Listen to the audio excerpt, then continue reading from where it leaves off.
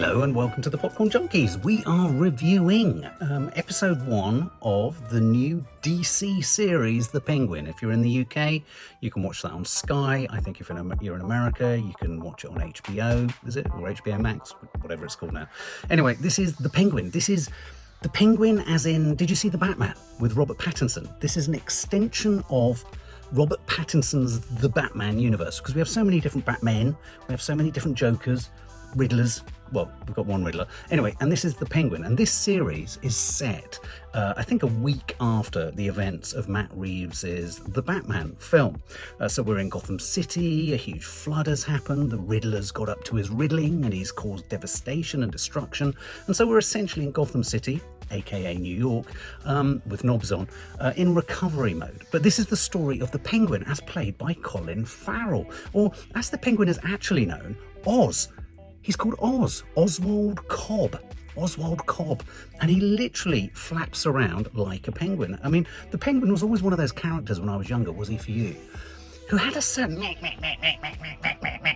sort of really creepy. In fact, all of the villains in the Batman sort of universe are really creepy, especially in that 1970s TV series. Do you remember?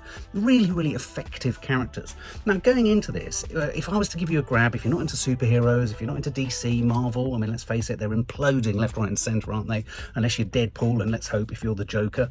You know, if you're not into that kind of thing, how could I sell this to you to possibly drop in on? Here's a good grab.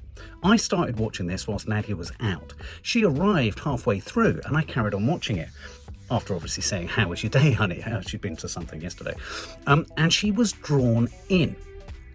Think mobster, think sort of almost The Godfather, think De Niro, think Goodfellas, think Scorsese. Think of that kind of Once Upon a Time in America, that kind of thing. If you think of Gotham City as the backdrop to a not as cleverly or as kind of wittily written as something like The Sopranos, I don't think anything will ever come close to that, then you're getting a bit of a grab. But really, what made this first episode really sing for me is Colin Farrell. He's absolutely sensational. Obviously, he's got a lot of prosthetics on. He's fat. He's bald. He's not the good-looking Colin Farrell we grew to love in The Banshees of Inisherin.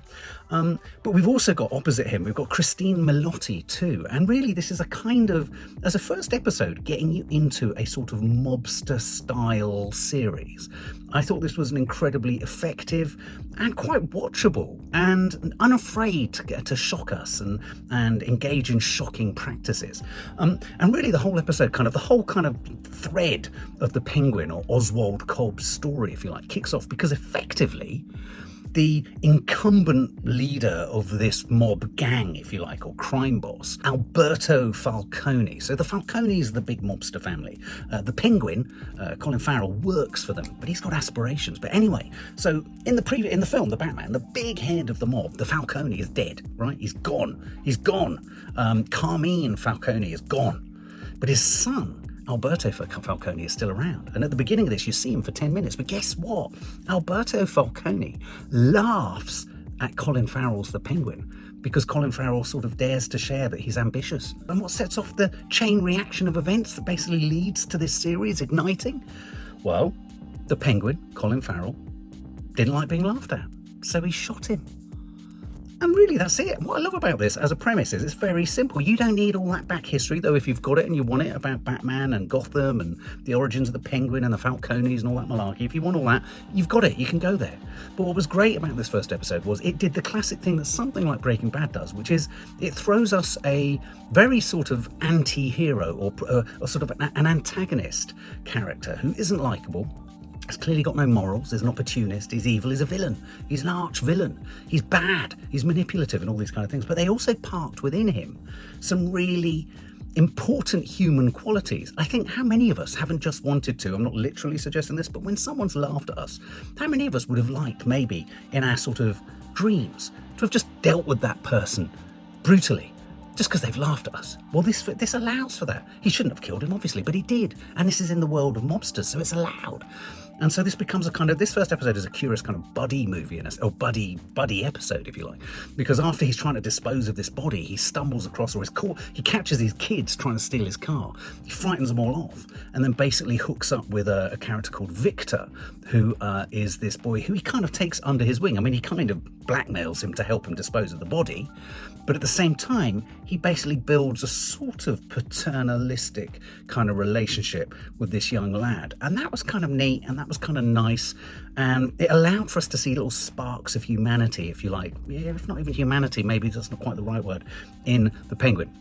This episode and this show really lives and breathes and achieves all of its successes based on, well, really two performances. I think Colin Farrell is sensational. He gives us the right amount of impish charm. There's De Niro-esque kind of observations and looks and tics and all that kind of stuff. He's aspirational and he's got ambition, but at the same time, he's clearly a coward and he's scared, but it doesn't stop him from still trying to kind of achieve or deliver on his dreams to kind of carve up this kind of underworld of Gotham City, so that he's kind of the kingpin, if you like. That was nice. Cristin Milioti plays Sophia Falcone, the sister of the guy who laughed at the Penguin, who he killed. And so he's got this kind of close relationship, friendship with her. Was there a romance there? I'm not entirely sure. I can't remember if they were romantically involved. But she herself is in the world of DC, she's playing a psychopathic serial killer.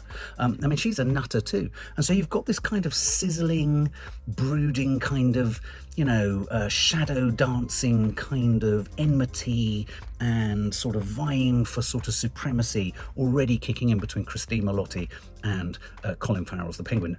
On Cristin Milioti, I've had a crush on her for years. I've not been able to recover since I saw her in that wonderful comedy film, Palm Springs. Please check it out. It's brilliant. She's brilliant. And she's diminutive and small and kind of but frightening, great big eyes that just go, oh my God, what could she do to me? Bear in mind, she's a serial killer.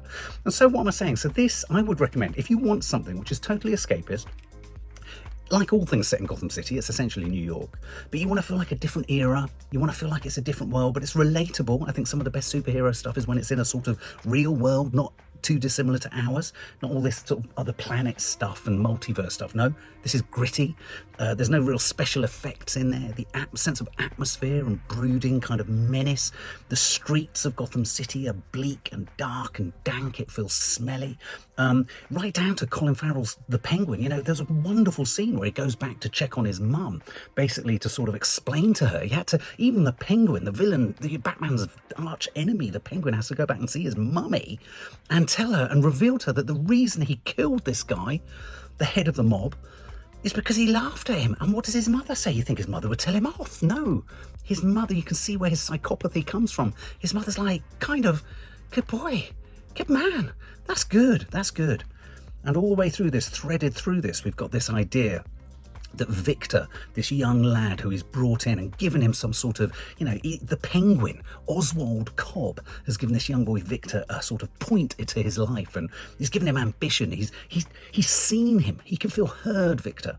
And Victor becomes almost a little bit like Batman and Robin, Robin to Batman. Victor is becoming, if you like, the Penguin's Robin, if you like, but he's not a Robin, and he's not a wren, and he's not a bird. He's Victor.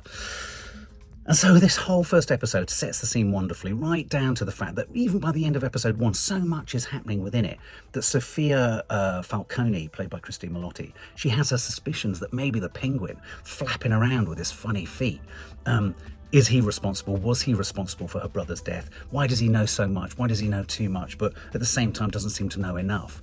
But Victor, the Penguin's new sort of assistant, if you like, manages to get him out of a very troubling scenario that involved cheese wire and the potential for the Penguin's arm to come off. This show isn't afraid to shoot people, kill people. There's a lot of swearing, which is brilliant. Fuck this, fuck that, and all the rest of it. There's showing of boobs by prostitutes. It's not afraid to go really dark in the best ways that some of the DC comics go dark. Marvel is very breezy and brash, and we've always been huge Marvel fans, but right now I much prefer my comic book stuff, superhero stuff to be parked in the dark realism, gritty realism of these dank kind of tenement buildings and blighted kind of projects and all this kind of stuff. Liked it. It's believable. And we even get to see that thing that we've all always wondered about with the Penguin, haven't we? The foot. We get to see essentially his right flipper foot, which just looks so painful and so distended. And what Colin Farrell manages to do so well is make us care. And that's the achievement of something like this, isn't it? You want us to care about a villain, which is something that the Joker films, or certainly the first film, has done very successfully.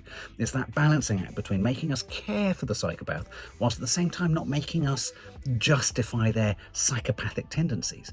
But because we want to carry on watching, this definitely made me want to come back for more. I want to watch the next episode. It's visceral, it's violent, it's depressingly dark. There's already, the Penguin's aspirations. He's trying to already blackmail people in other mobsters in prison and all this kind of stuff. So it promises all sorts of complicated gang warfare and all of that. And none of this includes any superhero qualities at all. It's just a fantastic kind of piece of drama. I would fully recommend, whilst there's just one episode, checking out The Penguin episode 1. And if I was to score it, I would give it a great big 93 out of 100. And I will do a review at the end of the season.